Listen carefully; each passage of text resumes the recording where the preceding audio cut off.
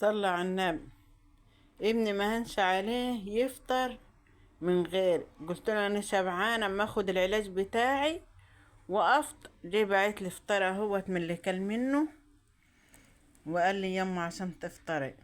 بس انا ما اقدرش افطر بقى قبل ما احط الاكل للحبايب بتوعي، حبايبي اللي هيطمر فيهم. اما بخش اخد لهم الاكل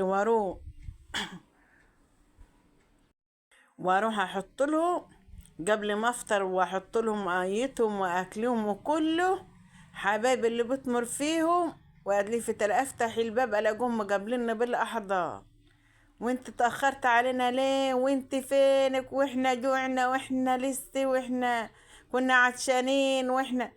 طيب اخش كده الاقوهم مقابلنا بالاحضان، احط لهم ميتهم واكلهم واطمن عليهم، وبعدين اجي افطر. ما افطرش ابدا لما اكلهم الاول.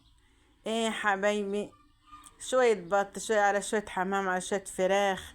ما بحبش اقعد كده، لازم الواحد يستنى، بيستلى بيهم، هما يستلوا بي.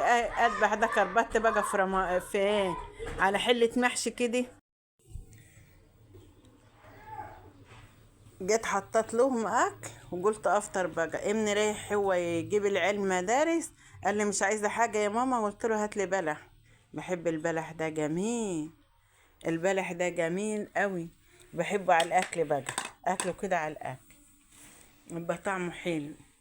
ان شاء الله ما حد يتحرم من اللي ليه، يا رب ما حد يتحرم من اللي ليه يا رب. وجاب حتى ابن بنتي معاه وهيفطر معاي. يلا يا احمد، يلا يا احمد اغسل ايدك ووشك يابا وتعالى افطر يا حبيب. يلا يا حبيب.